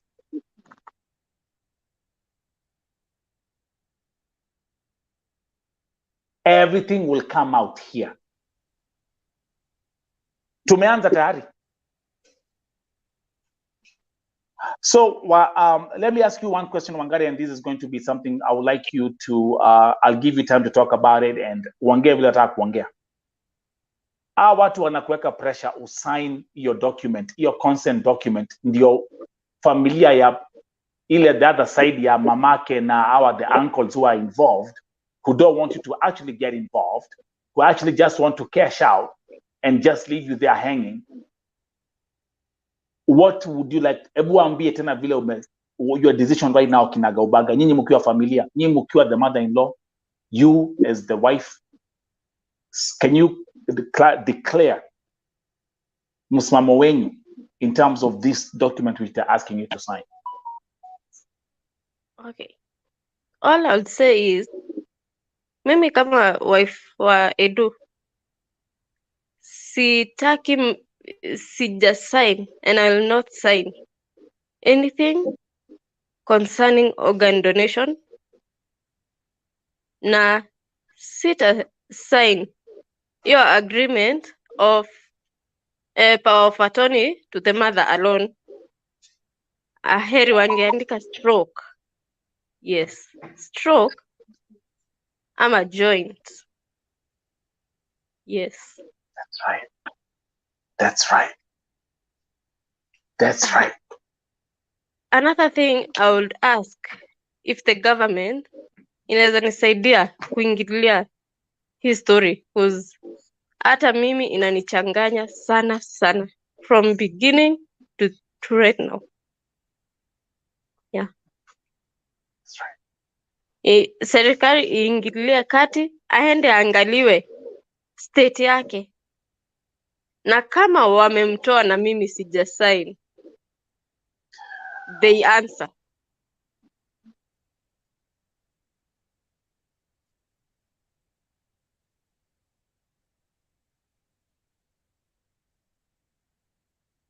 Lily, I'll give each and everyone the opportunity to speak. But let me know. Wait, Wangari, koja kidogo. Let's give your mom. Okay. Mom. Okay, mimi pia nataka yale maneno iko kwa hati ya Wangari, kwa roho yake ikuwe respected. Kama hataki kufanya hizo signatures zenye zinaenda kusema adonate viungo vyake, because pale juu wanasema ni brain dead, and I had seen several brain dead who kinda they were, if the heart is beating and he's still in the machine, can he be given time? Because now Wangari has not given consent, so why should he be removed, and why should he be remove the organs so that he become a body? You see, there are things that are coming in a consequence. One, consent, ya brain dead, apeane figo, apeane vitu zake, ndio sasa become body, ndio hiyo body iletwe. Sasa hata sijaamini huyo kijana kama hajatolewa kwa machine, saa ingine hajakufa. These are allegations we are dealing with. Mtu aende huko aone ni nini ina happen. Yes, the government itself. Yes, because then they tried that Wednesday before I left, and it didn't materialize to any answer up to today. What happened there? People are trying to kind of talk sweet words to them, but now all of again they stopped, and it was like wengine ndio wamesikiwa na ni hivyo sasa. Wanataka Gathungu akiwa dead and waletwe nyumbani kama mwili na ni hivyo. So at least it should be looked into. Now, by the way, I know there is a sister who is in Saudi Arabia, that same Riyadh, na inasemekana hajakubalishwa kwenda kuona brother yake. Wow. Kwa nini brother kwa hiyo Riyadh ati na ameblokiwa kwenda kuona how Gathungu is? Because huyu anaweza kutupatia answer, if not somebody else going from here to that particular place. Kwani hao waajiri wao wako aje? Oh my goodness. Okay, the sister is okay. Let me talk about the sister. Yes, the sister nilikuja kurealize amefungiwa mambo kama mimi, hataki ajue mambo, ni mimi nilimuupdate. Yes, and hayuko Riyadh exactly, ako mahali kunaitwa Dammam. But this is Yes. Dammam is ni far away from Riyadh. It's far. But it's far from Riyadh. nilijaribu jana kuambia I contact the sister, but they were like, no, you can't do that. You can't tell sister anything. She's not here. She can't help you. But she's there where yes. You don't need a fright. Ako huko Gathungu ako. Atuambie Gathungu bado ako kwa machine ama ametolewa na akakufa ama ako hai ama whatever is happening na hajatolewa hizo. But the sister, you say okay, mom, the problem with that country is sister hakubalishwi kutoka kwenye ako. By? Yes, by the employer. Domestic work. She's a domestic worker. Yes. That is That's the main Arabia. problem. I know angekuwa, mimi namjua, angekuwa ashaenda. But with the when the government interferes in the embassy, they can release anything and they cannot do anything. Yes. I believe there is always what can happen, Kim, in this case, on behalf of the family, is because Edu is a Kenyan citizen. They should get a Kenyan embassy official to go to the hospital, confirm, look at everything, give the family a call. In this case, you are the direct next of kin. But now si hapa kuandika ati mama yake ndio the one who's authorized. They are pushing you out and now putting the mom to be the one in charge. Nimeingia na mama yake Edu jana, and allow me to say this, unfortunately, she doesn't seem to have any clue of what's going on. So they can, like Kim again, so they can throw all kind of trash in her brain just for her to go, like, okay, let me just go with the flow. Yeah, actually, she lost a son, and she's confused. She's angry. Ameambiwa hiyo brain dead ni kifo. She doesn't understand anything. She's 60 years old, 62 years old. And she's been convinced not to understand, not to hear from my side. She's been convinced not to listen to me. Yeah, and there you go. And that's where the battle starts. I think Edu probably wrote, when he was signing the contract, he wrote you as a next of kin, right? The wife, right? So that is the cut, because legally it binds you to be the wife. It's you. You the mother. You the wife. You the mother. Whether the marriage certificate or not, you are the first next of kin, right? The first next of kin is you. That is why they are not able to do these things, because if you are not mentioned, you wouldn't even be anywhere. That is the truth behind it. And if the greed of the uncles, I will call them off. I don't fear them. I walk there. I walk back by there, and I'm a man on my word. I keep it. What I know is they're greedy. They want money, and it's not. In fact, they don't want money for the mother anyway. They want it for themselves. That is what I think. You cannot take that from me unless you cannot convince me otherwise. Because the moment you have that consent, trying to say, the wife and everybody, they put number one, the deceased. They put the father deceased too. They put you and the mother. They say, oh, we give consent to solely, like your mother, your mother-in-law will take responsibility of everything, and you should make the final decision. Where on earth, where on this planet Earth, did one person make the decision of everybody without consulting the other one? In fact, if it was in a family and we came and sat down and had a conversation as a family and say, yeah, you can do it, it would be so easy. Why do you want to jump the drum before the beat? The rush is the problem. What is the rush for? What is it for? How much is this money? How many billions can buy a life? A human life. And by the way, how much is enough? Kim, let's go back to Esther Wangari just real quick. The amount that the doctors mentioned during that Zoom call for us to be in the open, how much? What was the settlement that they were talking about? Okay, that he mentioned roughly, like I had zoomed out of that call because because of several reasons. But now I asked what the one of my nieces who was there told me, do not agree to organ donation. So I asked her, has they mentioned organ donation? Akaniambia yes. Nikamuuliza, akaniambia yes, wamesema 50K. So that is roughly. But these men, I know these men cannot be following 50K. I know there's something more. I know there's something that they are running after, of which I am, but I know it's not 50. That I got it from the news, who saw I had zoomed out, and now trying to update me what the doctor has said. Yes. Do you have some audio sounds about that? No, sorry. Do you have anything that can? Yes, the text. I have those texts.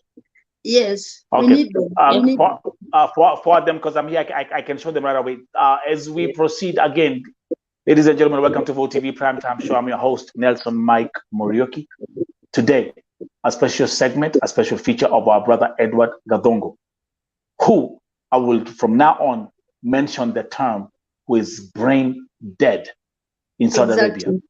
Exactly. Right here with the family. I like it that way because it has not been confirmed. They are still requesting for consent to be signed, and they are not yet signed. Esther has not signed. Right. Yeah, so it should be investigated. What is the state of that guy? That's right. Again, as we proceed, the wife, Esther Wangari, is here, the mother to the two children. The mother-in-law is here. And also, so Kim, Edu will call you what, uncle? Most probably cousin, because this is my cousin. Cousin. Yeah, this is my cousin. The cousin is here. Yeah, this is my cousin. So Edu will call me cousin in one way or the other. So let's go back to everyone who's here, those who are tuning in. Again, let's play. I want to play this audio again, the one that was sent to the wife, explaining what happened at the market, the fight that happened and all that stuff. That's what I want to play. Guys, give me 1 second as this thing loads up. Also, I'm going to request you, Wangari, please, if you can, kindly send any communication that you've received. Upper in the Vote TV. Yeah. This is a platform of transparency, so they can see it. Everyone can see it. And CCTV can show everything if we follow up. That's African Warrior. Sarah, pesa na moyo wa mtu ni nini? That's a very good question. The same thing we are all asking here. And for Christ's sake, 50,000 reals, give me a break. Let me come here. Let me play this. I'll play because my stuff is loading up. But unajua Edu alikuambelewa that day ambayo amelosi, kwani Jumamosi ndo alipotea. Unaona, nilikuwa naye hiyo siku, nilikuwa na ipo sawa, nipeleke besi nyingine. Kuna sehemu wa nguo aliniambia nimpeleke. Tumeenda, mimi pia nikasema atanunua kitu yoyote. Amekunywa kidogo lakini yuko sawa. Immediately tulipofika huko ikakuwa balaa, ni mavutano, ananionyesha balaa. Wallahi nilijaribu kumcontrol mimi, nikajaribu kumcontrol mpaka ikakuwa dakika ya mwisho ni kama vita. Na ukiangalia can we pause there? Nyi wa Kenya ambao mko Saudia, EC Georgia, EC Washington DC, EC Koinange Street, wale ambao mko Saudia, can you confirm to us one thing? Saudia ni pahali pa Waarabu wanakunywa hivyo, they start walking around wakiwa walevi. Can someone confirm that to us please, tukiendelea? Yeah, I would like to know that too. Because I know that country is very strict. Yeah, angalia, even I have my friend here in Kenya, Spain, anasema I think Muslim countries, people, I mean, they don't drink. Do you find people huko nchi za Waarabu wakiwa huko wakipayuka nje wamelewa wanaume? I mean, the way this guy is describing this is like ni kama somewhere in Moshava. Oh yeah. Wameenda kunywa sheifago. Wakaenda kupigana huko. This is Saudi Arabia, for Christ's sake. So let's say, actually, Kim, mom, those questions, hakuna pombe huko. Hakuna kitu kama hiyo. These are now wako Saudia. So can we confirm that part? Can we confirm that one kwanza? Everybody say, I can see people commenting here. Hakuna pombe huko. That's a lie. Yeah. Kuna kitu kama hiyo. So let me bring this thing back again, how he starts the story. Sasa unajua Edu alikuambelewa that day. Kuna pombe, everyone is saying kuna pombe. Amelosi, kwani Jumamosi Jumamosi ndo alipotea. Unaona, nilikuwa naye hiyo siku, nilikuwa naye tu sawa. Aambia nipeleke base nyingine, kuna sehemu hapo kuuzwa nguo, aliniambia nimpeleke. Tumeenda, mimi pia nikasema tutanunua kitu yote. Amekunywa kidogo lakini yuko sawa. Tulipofika huko ikakuwa balaa, ni mavutano, ananionyesha balaa wallahi. Nilijaribu kumcontrol mimi, nikajaribu kumcontrol mpaka ikakuwa dakika ya mwisho ni kama vita. Keep looking at the comments, okay? Vita, na ukiangalia sasa hiyo ni place kwa soko ni. Jamaa ananiambia wewe na huyu jamaa hiyo mavutano mtashikwa na polisi nyote. Aseka kwa dakika ya mwisho bana, mimi namvuta nikamtie kwa taxi.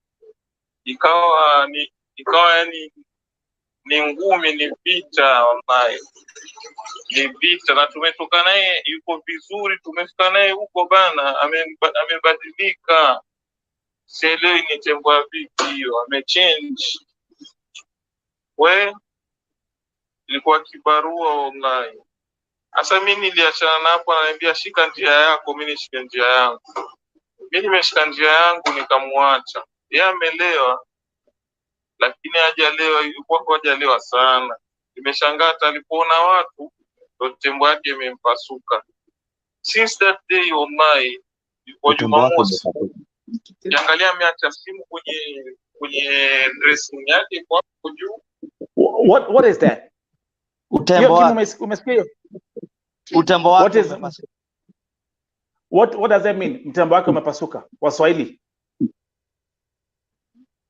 I think it's talking about busted.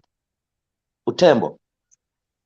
Tembo ni mimi nimeshika njia yangu nikamwacha. Yeye amelewa, lakini hajalewa, yuko hajalewa sana.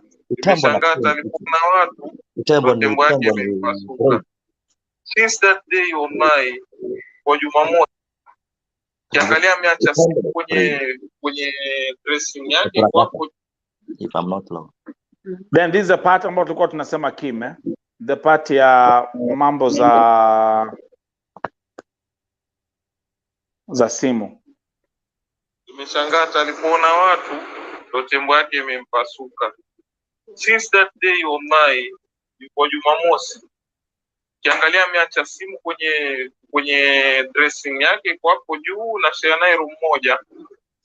Dressing yake kwa hapo juu, ameacha simu hapo kwa dressing. Yani ameondoka tu hapo na ikama. Lakini nimeripoti kwa manager wa housekeeping hapo nyumbani kwetu, amepigia simu hii kampuni yetu, watamtafuta kama alishikwa, kampuni ndio itamtafuta huko police station nini. Tuombe Mungu tutakuwa sawa. Okay, next question. Lily. Yeah.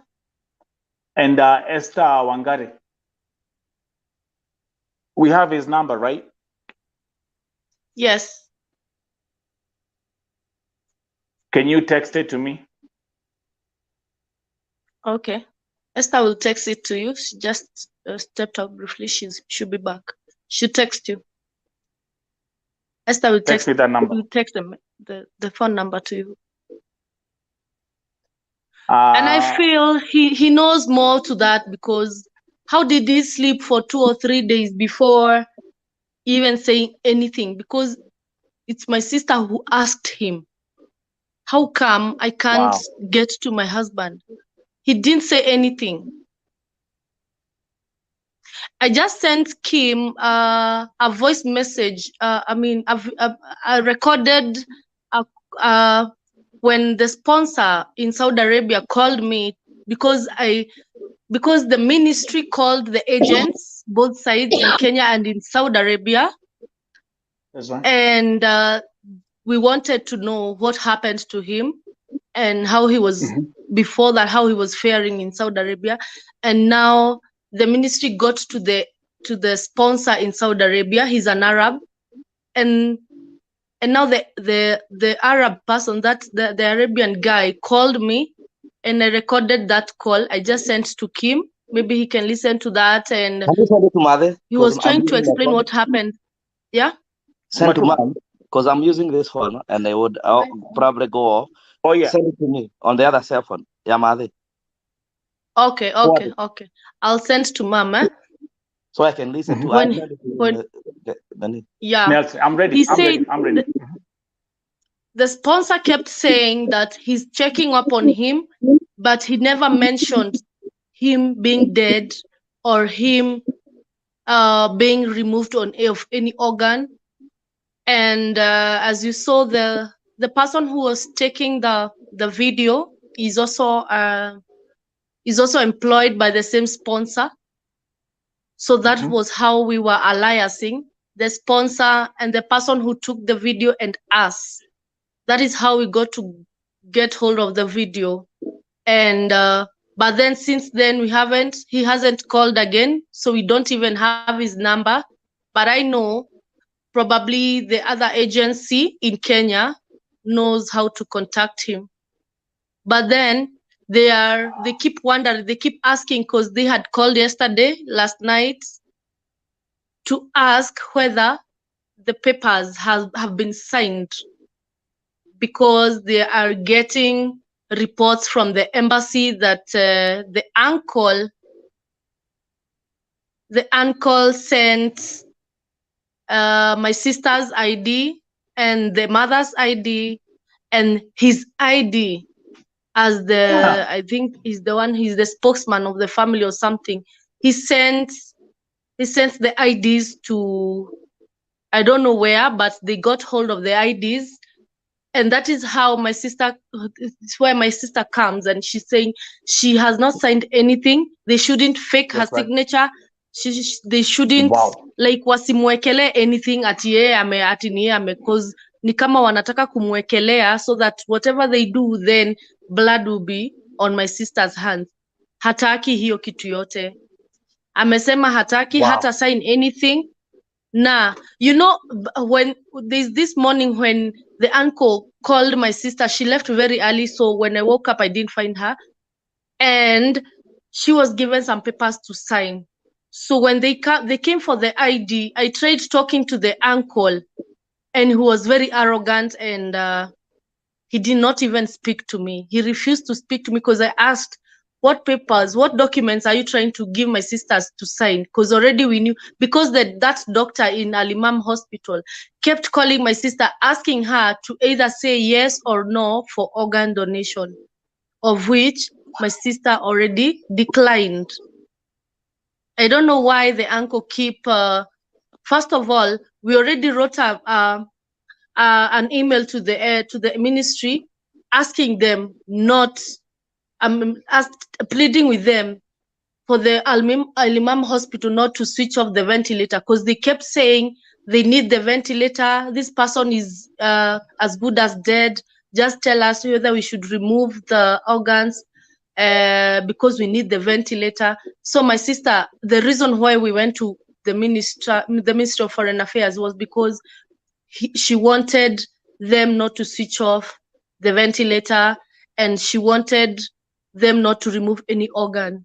So how the other family, the uncle went behind and overruled and over her plea, and now they are ready to even receive the body next week.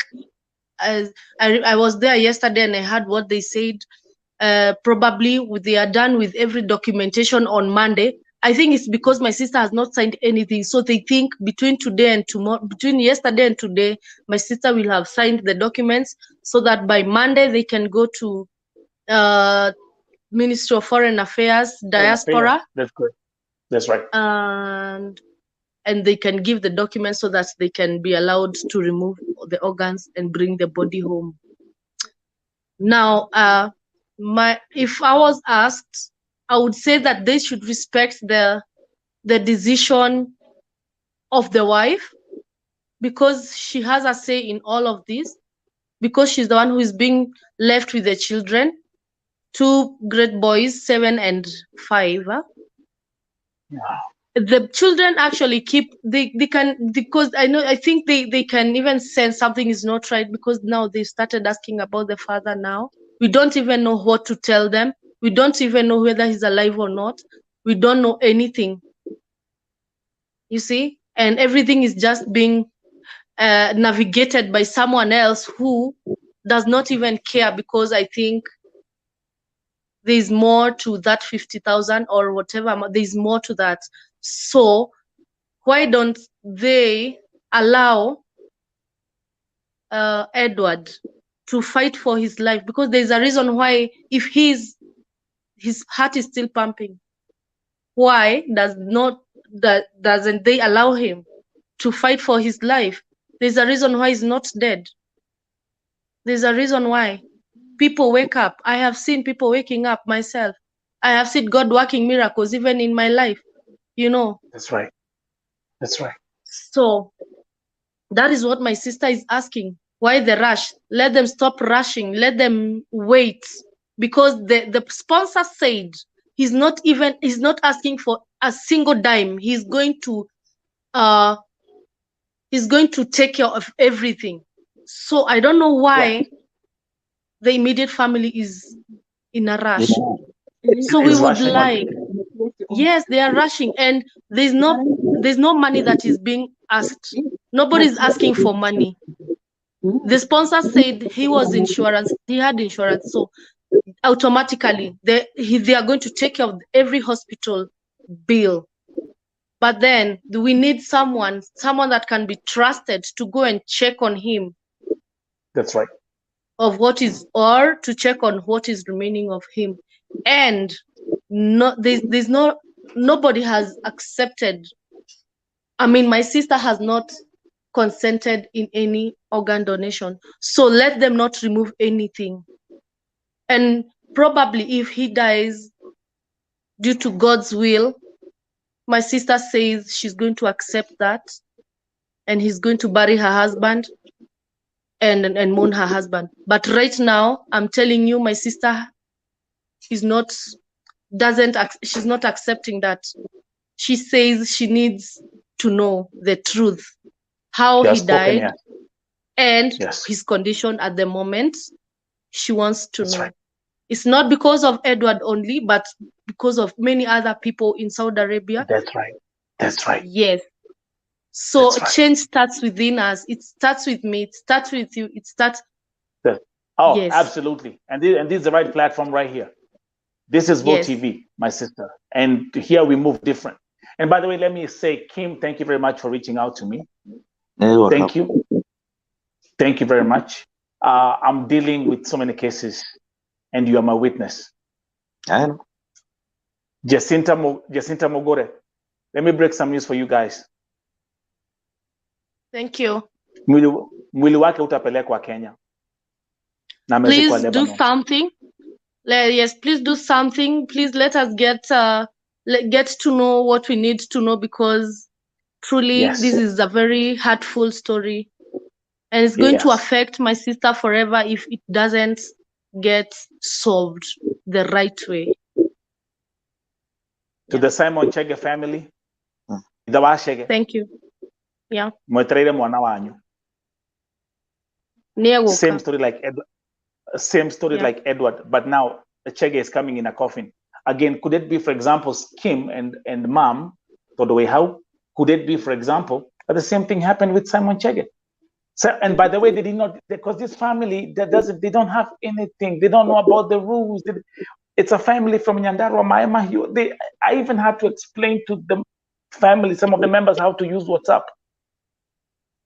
How are they going to follow up with this kind of story? So, for example, after maybe someone like Simon Chege was still breathing, and they just decided to put the machines off without the family's consent, without asking the dad, without asking the mom, because where are they going to start from? Yeah, because you see, the problem I have with them, if there was nobody who knows how, and someone who is insisting on things to be done right, probably this would be the same case. Unfortunately, this time there is a family of people who are not just people there. We have people. We might not have money, but we have people who are educated. We have lawyers in the family. We Yes. have even magistrates in the family. We actually can. That is why you see the uncle is trying to rush things, because he knows sometimes some of us are fire, and we breathe fire, and we mean what we say, and we don't compromise on corruption and things that doesn't add up. If it was something that was adding up, if the guy was dead, it was an accident, he was in the mortuary, in the morgue, and we are trying to mortuary and we're trying to raise money, that would be a different thing. But in this case, this goes to the market, to Tembo Umepasuka, because someone threw him or somewhere. Probably he's not even hit on the head. Probably he's nimeona mtu akiandika utembo, probably he's talking about the stomach. So who says someone who is broke the stomach is even tushaiona watu hata nini imetoka, the instantaneous are out and they are taken, that they are fixed back, and someone goes on with his life. That's right. So, and how did he know? I mean, make me understand, how did he know this utembo umepasuka? And again, utembo umepasuka ameenda hajui kama ameshikwa. Wacha tugojee mambo mazuri. Wacha nisema hivi Kim. Let me say this, Kim. Mwenye Kiswahili mingi amejichenga na Kiswahili yake. Yeah. Si wata sisi ni mafala, si ati watu wata sisi tunaongea. Anasema mara tukifikiria utembo umepasuka, sijui ninamwona hapo, ndio nilimwona mwisho. Basi kama ukamwacha, ulimwonaje? Did you see him in the air, in the vision? Are you omnipresent? Where are you in this? It's crazy. It's crazy. Give me a break. I mean, I might not be an investigation officer. I might not be a whoever DEA or whatever you call them, but the DEAs. Fact is, but we got common sense though. Yeah, we got common sense. The fact is, it tells you are giving 5 stories in one sentence. That's right. That makes sense. Simu iko hapo, utembo umepasuka, umepigana kwa soko, umelewa. Okay, I believe the people can get pombe in Saudi Arabia. I know that is true, but you cannot drink it on. Si kama ni kwa soko, si kama vile kuku tunaenda club tunasema wewe tukutane hii club fulani, ama uende Kenya ukutane na mtu Nairobi club. You can't do that. The other things I believe in Saudi Arabia, even if they will drink and stay indoors so that they cannot be caught. I don't think this guy was stupid. He has been in Saudi Arabia for almost a year, so he knows the rules. That's right. That's right. So I don't think he wanted to go to the jail. And I also, when you see the sponsor says he was ready to pay for the bill, meaning this guy was good, hardworking, doing the right thing. That's meaning right. The sponsor probably has nothing to do with it, 100%. Because if the sponsor is willing to go extra mile and let that guy be in the machine because he has insurance, it means the guy was a good worker. And means that the guy, when they are saying that alienda kutoa siasa, alitoa fujo, na mmeenda na mtu akatoa fujo, alitoa fujo na ni mlevi, na unamforce kuingia kwa taxi ukamwacha. However, you leave this guy at what time? That's right. I need to know this guy. I need actually to see his face and the picture, because I would like to bust him and find him wherever he is, because I believe there is something we call, we need to start having this fear that people will give us story, buy them and bury them and say it is okay. Because he's a son of another poor woman who cannot manage to raise the kids, and the kid cannot manage to go to get a good job in Kenya. It has been business as usual, but it has to change from now. Because you see, in my opinion, I believe that the Saudi authority knows what happened. If not Saudi authority, there is someone, these guys, either they're having a cartel, selling some organs, and they're using it as an excuse. Alikuwa amelewa. Now you're speaking. I am asking, I want the people who listen to me and who lives in Saudi Arabia, who in their right mind? Who in their right mind in Saudi Arabia get drunk and gets out? I know people can drink. I know I've seen people drunk in Saudi Arabia. Yes, they do. But they drink together in the house, and they probably would do a video in the house, not even showing the location, because they would be busted and probably put on the next plane going back to Kenya. They would be deported. And that is the Kim, let's do this. Kim, I'm going to do this. We got 47 seconds. We're going to do another special segment, but allow me to say this. Officially from now, VOTV will continue to declare Edward Gathungu is brain dead. Exactly. And we all agree on that. Mom, Exactly. that's the verbiage. Team, that's the verbiage. To all the viewers, mumekuapa, mumesikia, mumejionea. Let's wait for part 2. Have a good night. Thank you very much. Thank you.